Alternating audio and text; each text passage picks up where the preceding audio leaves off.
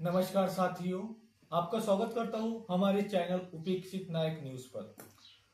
आज एक ऐसा मुद्दा जो मैं आपके साथ साझा करने वाला हूं हमारे शो सच से सामना में। आए दिन संसद में कुछ बड़ी बड़ी खबरें आ रही है। संसद से कुछ ऐसे फुटेज मिल रहे हैं कि उसपे मतलब एक नया मुद्दा छेड़ चुका है, क्योंकि संसद में आए दिन कुछ ना कुछ खबरें चल रही है। जब से मानसून का संसद स्टार्ट हुआ है तब से संसद में घमासान चल रहा है। तो ऐसा ही एक मुद्दा मैं आपके साथ साझा करने वाला हूं संसद से ही।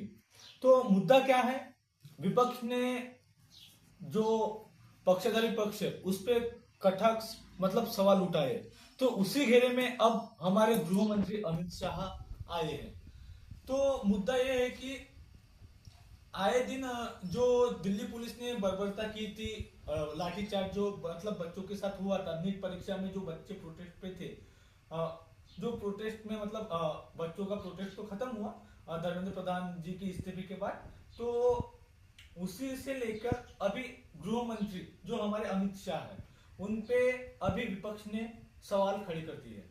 सवाल क्या है और मुद्दा क्या है वो आपके साथ में साझा करने वाला हूँ। मुद्दा यही है और सवाल भी विपक्ष का जायज है कि जो दिल्ली पुलिस ने बच्चों पे लाठीचार्ज की, जो बर्बरता दिखाई, उसकी जिम्मेदारी कौन लेगा। तो यही सवाल विपक्ष पक्ष वालों से पूछ रहे हैं। लेकिन इस सवाल पूछने से पहले ही मतलब जो सवाल पूछे जा रहे हैं वहां पे गृह मंत्री अमित शाह संसद में ही नहीं है। अमित शाह संसद से गायब है। तो यही सवाल मतलब अब विपक्ष उठा रहा है, बाहर नारेबाजी, उनके पोस्टर दिख रहे होंगे, अमित शाह गायब क्यों है, संसद में जवाब दीजिए। ऐसे पोस्टर लेके वो धरने बोल रहा हूँ नारे दे रहे हैं। वहां पे ही एक सांसद है पप्पू यादव जो कि भेष बदल कर आए थे साधु बनकर, वहां पे बैठे थे और वहां पे चंदा डालने के लिए एक उनके पास पेटी थी। तो वहां पे विपक्ष के लोग वहां पे चंदा डाल रहे हैं और संसद है जो साधु बन के आए थे पप्पू यादव, वो वहां से वो पैसा डाला हुआ मतलब लेके भाग गए। मतलब ऐसा दर्शाया जा रहा था कि जो चंदा चोरी का मामला है हमारे यूपी में हुआ था राम मंदिर में, उसको दोहराया जा रहा था। उसी को लेकर मतलब विपक्ष के नेताओं ने अमित शाह को गिराया, क्योंकि बच्चों पर जो बर्बरता की उसके इसमें भी अमित शाह ने अभी तक चुप्पी तोड़ी नहीं। इस पुलिस को किसने लाठीचार्ज का ये दिया था हवाला, उसके बाद गन पायलट किसने चलाई, आंसुओं के गैस किसने छोड़े। तो इसका जवाब जायज सी बात है कि अमित शाह से पूछेंगे, क्योंकि वो गृह मंत्रालय उनके पास है इसीलिए। तो उन्होंने उस पर भी सवाल उठाते हुए फिर चंदा चोरी पर सवाल उठाया। तो गृह मंत्री को मतलब अमित शाह को उन्होंने घेरा है। अमित शाह लगभग संसद से गायब है। तो अमित शाह की मैं पुरानी वीडियो देख रहा था, वो उनका एक बयान था 2019 में सीएए को लेकर, मतलब नागरिकता को लेकर जब वो बात करते थे तो उनका एक कॉन्फिडेंस था, उनका एक मतलब ये था, वो बात एकदम सही सही रखते थे और विपक्ष को चुप करते थे। लेकिन आज विपक्ष उनपे कटक सवाल पूछ रहा है तो अमित शाह जी गायब है। जो 2019 में हमें अमित शाह दिखते थे, जो वो सवाल को मतलब खारिज करते थे विपक्ष के, तो आज वो अमित शाह गायब हो चुके हैं संसद से। तो उनपे जो सवाल उठ रहे हैं उनको सामने आके जवाब देना चाहिए। जवाब तो जायज की बात है, लेकिन वो संसद में ही नहीं है। तो जो अमित शाह अपने उन्हें चाणक्य नीति के लिए जाना जाता है, जो भाजपा की एक नींव है, आज वही गायब है। तो विपक्ष ने मतलब इतना उनके ऊपर घेराबंदी कर ली है कि वो संसद ही नहीं आ रहे। तो अब विपक्ष इतना पावरफुल हो चुका है कि अब उनकी मांगे ये चल रही है कि आप इस्तीफा दीजिए, अगर आप सवालों का जवाब नहीं दे सकते हैं तो आप इस्तीफा दीजिए। तो इसके ऊपर पक्ष भी अपने मुद्दे रख रहे हैं। तो उस पर संबित पात्रा ने भी कहा कि इससे इस्तीफे आप नहीं ले सकते कि लाठीचार्ज से कोई अमित शाह गृह मंत्रालय का वास्ता हो। मतलब सीधा पल्ला ही झाड़ रहे हैं संबित पात्रा का। अब जो वीडियोस सोशल मीडिया पे आपको मिल ही जाएगा। तो यही मुद्दा है कि अमित शाह को घेरे में लिया है। जो अमित शाह गृह मंत्रालय से है, जो 3 साल से मणिपुर चल रहा, उन पर भी उन्होंने चुप्पी साधी बैठी है, उन पर भी वो कुछ नहीं बोल रहे हैं, उसके उधर भी वो ध्यान नहीं दे रहे हैं। पहलगाम हमले में जो आतंकियों ने हमले किए थे, जो बोलते थे अमित शाह 2019 से पहले कि हम आतंकी खत्म कर देंगे, हम आतंकवाद को जड़ से मिटा देंगे, जम्मू कश्मीर में उन्होंने 370 लाया, फिर भी उसके बाद आतंकी वहां पे आए, वहां पे टूरिस्ट को मारा गया, फिर वहां पे अमित शाह जाते हैं, संसद में बयान देते हैं कि आगे से ये नहीं होगा। तो ऐसे अनेक मुद्दे हैं जो अमित शाह बोलते हैं, लेकिन उसके बाद उल्टा ही होता है। 2021 में अमित शाह बोलते थे, क्योंकि गृह मंत्रालय से ये है तो अमित शाह पे पूरी बात चलेगी, तो आप बोलेंगे नीट का मुद्दा है, फिर मणिपुर कैसा आया, फिर अभी आपने 2019 का मुद्दा क्यों उठाया, नागरिकता, उसमें मैंने बताया कि अमित शाह ने किन मुद्दों के साथ विपक्ष को खारिज किया था, वहां पे उनका मुद्दा एकदम सही था। तो अब यही मुद्दा गृह मंत्रालय से है, तो इसीलिए मैं आपको एक एक मुद्दा बता रहा हूँ। तो यही मुद्दा है कि अब आसाम से 2021 में चुनाव रैली में कहा था अमित शाह ने कि आसाम में बाढ़ आती है, ऐसा वैसा होता है, उस बाढ़ को रोकने के लिए, उस बाढ़ से छुटकारा पाने के लिए हमें और 5 साल दीजिए। अब 5 साल ने आपको 6 साल हुए आसाम में आपकी सरकार है। तो अभी पूरा आसाम बाहर से जूझ रहा है, बाहर से उन्हें मदद मिल रही है। आप देख सकते हो सोशल मीडिया वाले इन्फ्लुएंसर जाके वहां पे मदद कर रहे हैं, फिजिक्स वाले सर वहां पे जाके मदद कर रहे हैं। तो आपकी सरकार ने मदद भेजी, आपकी सरकार वहां पे ऊपर से खाना भेज रहा है, कुछ पार्सल भेज रहा है, लेकिन वो सीधा वहां पे पानी में गिर रहा है, वो पूरा खराब हो रहा है।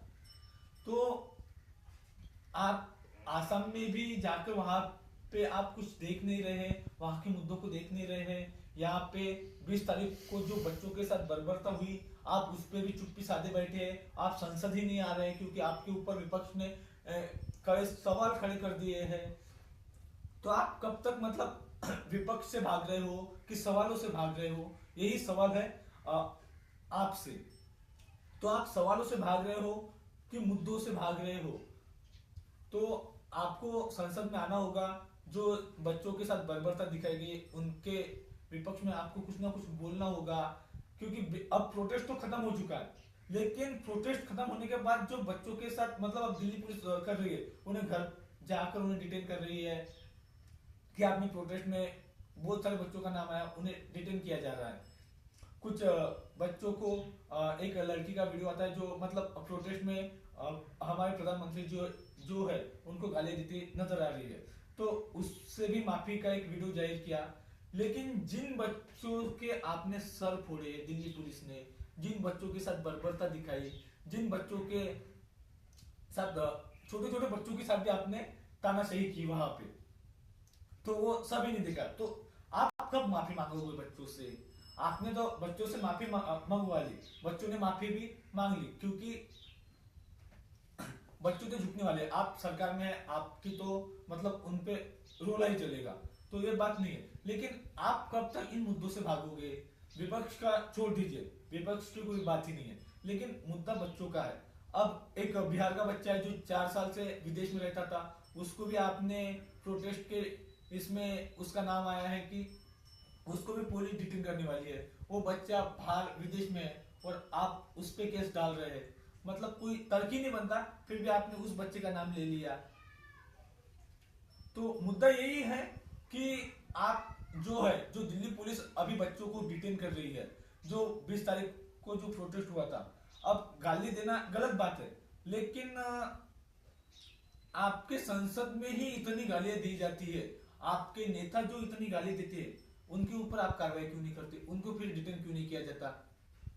हाँ, गाली देना मैं मानता हूँ बुरी बात है, लेकिन जो प्रोटेस्ट में हो रहा था, जो बच्चों ने अभी तक गाली नहीं दी थी, उन पे जब बर्बरता हुई, जब उनका आक्रोश फूटा, तभी उन्होंने गाली दी। और आक्रोश मतलब वो जनता की जो बच्चों के मुद्दे थे, वो उनकी मांगे थी, उसके ऊपर ही आक्रोश था। आक्रोश में मतलब वो विद्रोह होता, तो विद्रोह में गाली दी गई थी।